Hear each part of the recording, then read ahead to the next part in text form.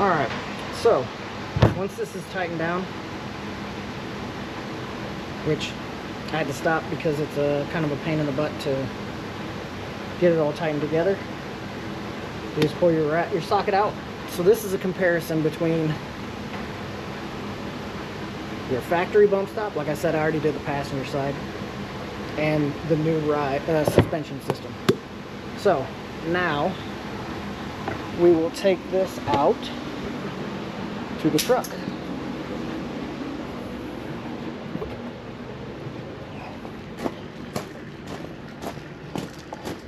So essentially,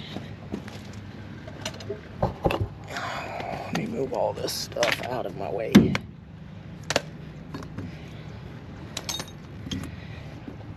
So essentially, the way this mount is designed, if you look, you have a slotted hole here, and then you have one here. So the reason they don't want you to put this on first is because that bolt head sticks up through there. If that wasn't sticking through there, you can slide a wrench all the way through to tighten this side, because there's no way for you to get to it from the bottom. I found a wrench that I have that fits in there and works. So that's how we're gonna do it. So here is your factory bump stop, and here it is just 2 bolts, 16 mil. I'm gonna go ahead and yank these guys out of here, and we will get the other one put in. Now let me see if I can find a spot where you guys can actually halfway see what I'm doing without this thing just falling wherever it wants to fall.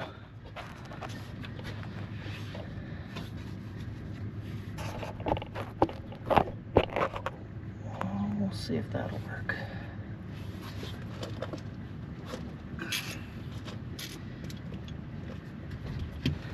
So we're gonna take a ratchet and break these bolts loose. Pretty simple.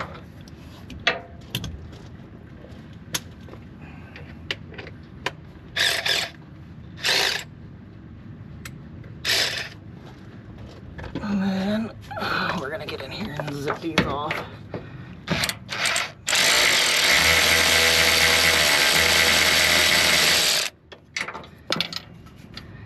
Because I don't feel like turning a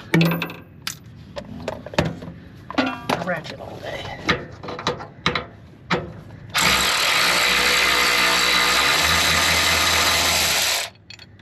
So that's it. Old one is out. Chuck that thing on the ground. Grab our bolts that we dropped.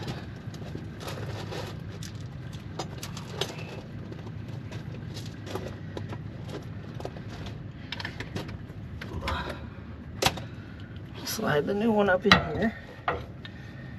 And the one that you have to basically slide,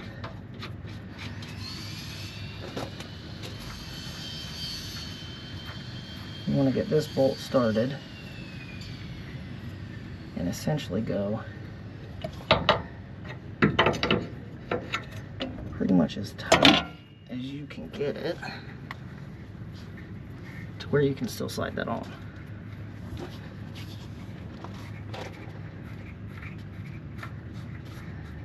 So notice I'm just tightening that by hand, shake it, still a little bit of gap. I'll tighten it some more. Still a little bit of gap. We'll tighten it some more. Okay, so it is relatively tight. So now that it is on there, I am going to finger snug this thing. Alright. Now on the driver's side, you actually have access to be able to tighten this with a wrench. So this actually is pretty simple compared to the other side. And actually, just put this thing in backwards. So double check which way it goes in first. You'll know which way it goes in because of where the bump stop is. It's towards the back, which is where your plate is. So if you're not paying attention, like I just wasn't. So on the passenger side, the reason it's a pain in the butt is you have a big arm back here. These have like a, I don't even know which, a pan hard bar, I would say, to help keep your axle from going side to side. Well, the mount for that on the passenger side is completely in your way. So you do want to get this snugged up as much as possible, mainly because if you leave it too low, you don't have enough room to get a wrench in there to turn it. So again, we're putting this system on my 2026 Ram 2500 diesel. And the main reason is just so I don't get a bunch of ass sag while I have my camper hooked on it. And get less sway out of it. All that kind of stuff. If you've ever pulled a trailer of any kind, not just a camper, but any kind of trailer, and you get that sway going, it scares the crap out of you. So we snug that one up.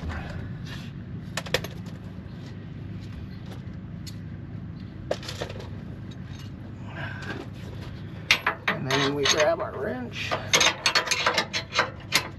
slide it in there, and snug that one up. And of course, break your knuckles. And if you don't break your knuckles, are you really working on stuff?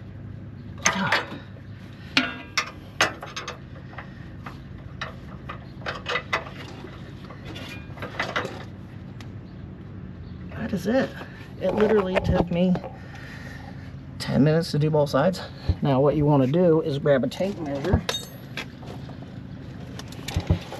and you want to measure, I don't know how I'm going to do this with you guys, but let's see what we can figure out here.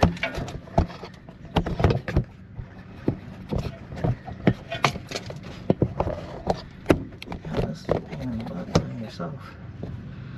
Okay, so essentially you want, with nothing on here, a gap of between 1/2 and 1.5.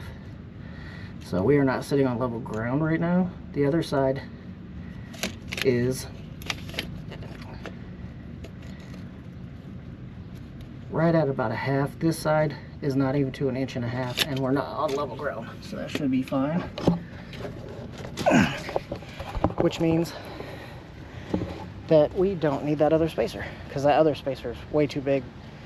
So basically you want that much space so that when you are driving along with no load on there, it still has some give in it.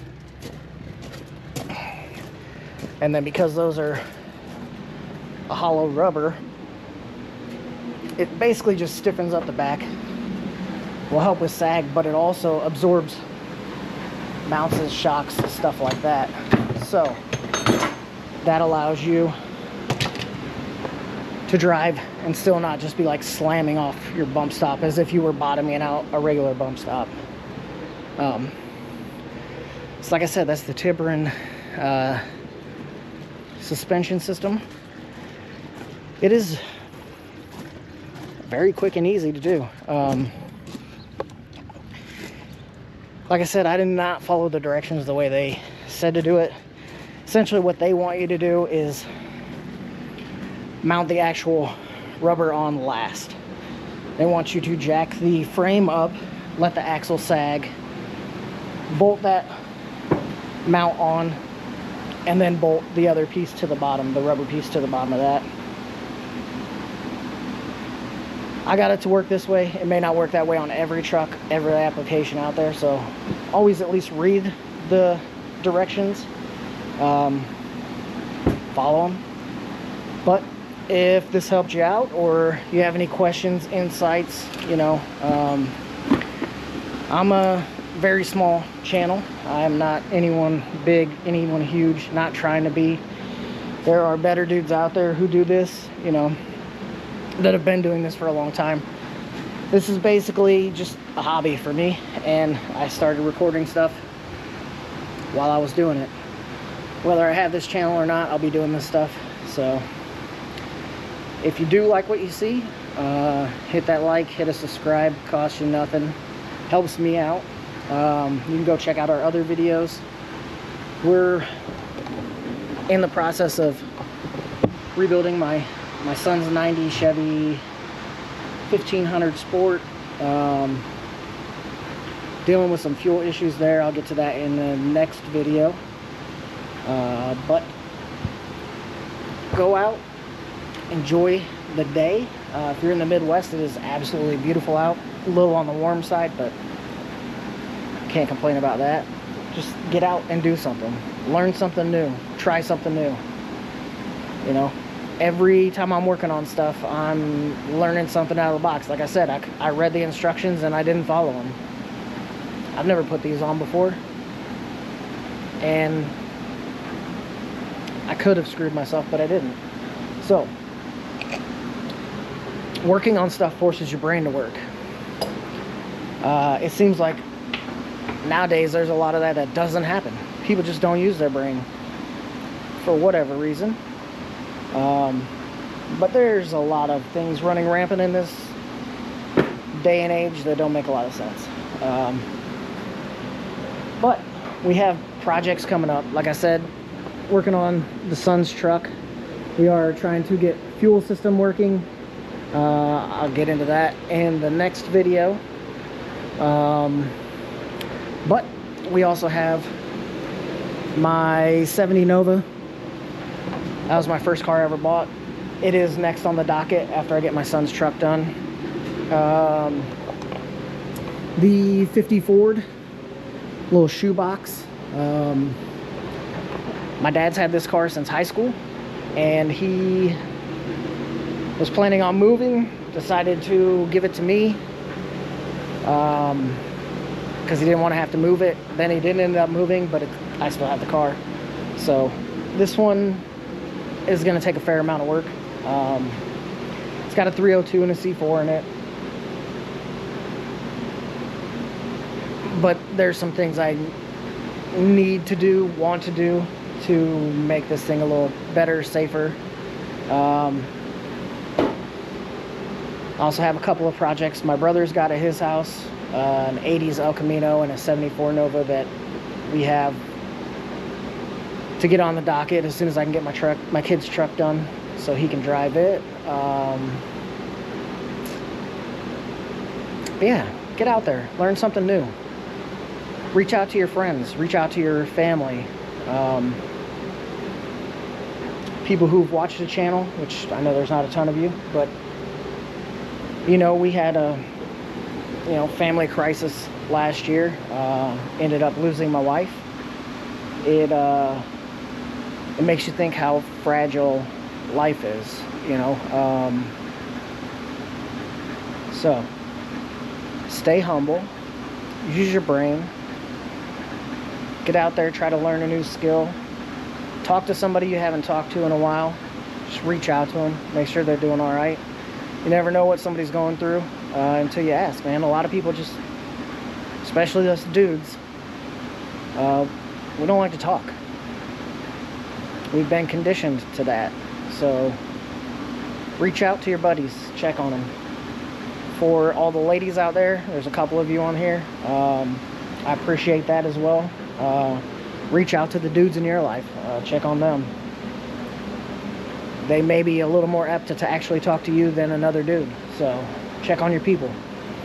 But if you like content, you know, if you hate the content, You don't have to subscribe, you don't have to like, but at least, you know, shoot me a message, tell me I suck. Give me an option, tell me if something I should have done different. I'm not an expert. I don't claim to be. I don't do this for a living. I just do this as a hobby. There's a lot that I don't know and I have to learn. So if you see something I could have done easier, better, different ideas, something you want to try to see me do, questions about, you know, whatever, the truck, other trucks, cars, drop me a comment, man. I read every single one. I reply to every single one. I don't get that many, so it's pretty easy. I know that 99% of the people, literally 99.6% of the people who have looked at any of my videos that I've posted have not subscribed. Which probably tells me I do suck. You guys are telling me I suck without telling me I suck. But just be honest about it. Shoot me a message. Let me know. So, thank you for watching, and I'll catch you on the next one.